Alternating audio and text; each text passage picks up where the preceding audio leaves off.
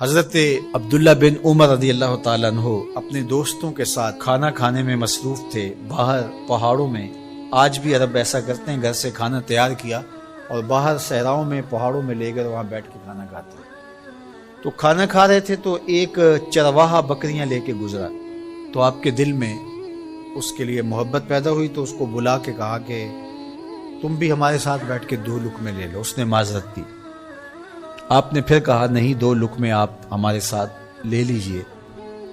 تو اس نے کہا کہ میرا روزہ ہے، میں روزے سے ہوں۔ تو حضرت عبداللہ خوش ہوئے کہ سخت گرمی اور سارا دن دھوپ میں بکریوں کے پیچھے روزہ رکھا ہوا ہے۔ آپ نے کہا کہ اگر ایک بکری تو ہمیں فروخت کر دے اور ہم ذبح کر کے اس کو تیار کر لیتے ہیں اور خود بھی کھائیں گے اور آپ بھی ہمارے ساتھ افطار کر لینا۔ اس نے کہا میں ان بکریوں کا مالک نہیں ہوں، میں چرواہا ہوں، یہ میرے آقا کی بکریاں ہیں اور میں بیچنے کا مجاز نہیں ہوں۔ بہت متاثر ہوئے عبداللہ ابن عمر رضی اللہ تعالیٰ عنہ۔ آپ نے اس کو مزید آزمانے کے لیے کہا کہ تو اپنے آقا سے کہہ دینا کہ بھیڑیا بکری اٹھا کے لے گیا تھا، تو ایک بکری ہمیں دے دے۔ تو اس نے ایسے آسمان کی طرف دیکھا اور کہا اللہ کہاں ہے؟ بس اس کا یہ انداز حضرت عبداللہ بن عمر کو اتنا بھا گیا، اتنا اچھا لگا کہ آپ جب یہ واقعہ سنایا کرتے تھے تو آنکھوں سے آنسو جاری ہو جاتے اور فرماتے اس نے یوں انگلی کھڑی کی تھی اور آسمان کی طرف دیکھا تھا اور بار بار کہتا تھا اللہ کہاں ہے؟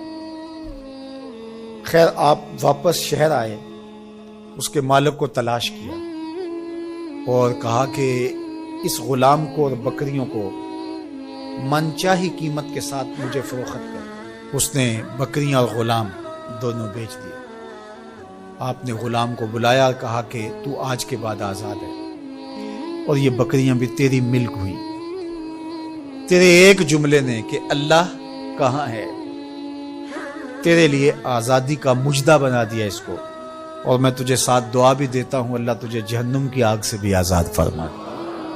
تو یہ یقین کہ میرا اللہ مجھے دیکھ رہا ہے، یہ اگر آپ کے ساتھ جڑ جاتا ہے تو پھر کسی کیمرے کسی سیکورٹی کی ضرورت نہیں ہے۔ یہ عقیدہ اتنا بڑا حصار ہے، عبادات میں بھی سرور دیتا ہے اور یہ عقیدہ انسان کو گناہوں سے بھی محفوظ کرتا ہے اور بچاتا ہے۔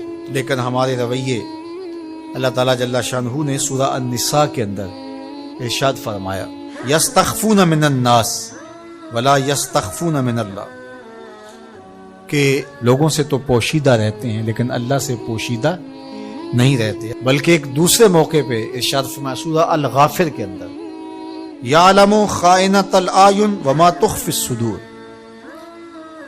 جو آنکھ خیانت کرتی ہے اللہ اس کو بھی دیکھتا ہے، اور جو سینوں میں پوشیدہ ہوتا ہے اللہ اس کو بھی دیکھتا ہے۔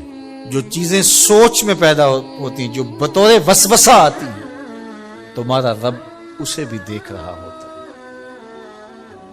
حضرت عمر بن عبدالعزیز رضی اللہ تعالی عنہ فرمایا کرتے تھے کہ اپنی خلوتوں کو پاک رکھو، اللہ تمہارے ظاہر کو ستھرا کر دے گا۔ جس شخص کی خلوت پاکیزہ ہوتی ہے، عفت مآب ہوتی ہے، تو اس کے چہرے پہ خاص قسم کا نور ہوتا ہے۔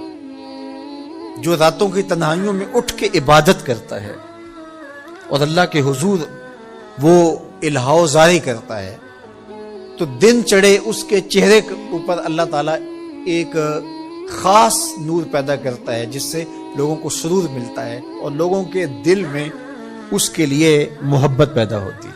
اور جو تنہائیوں میں جرم کرتا ہے، گناہ کرتا ہے اور لوگوں کی نظر میں کوئی ایسی چیز ہوتی بھی نہیں ہے، تو لوگوں کے دل میں اس کے لیے نفرت پیدا کر دی جاتی ہے، لوگ اس سے دور ہٹنا شروع ہو جاتے ہیں۔ یہ دلوں کے سودے ہیں۔ تو اس لیے اپنی خلوتوں کو پاکیزہ کیجیے۔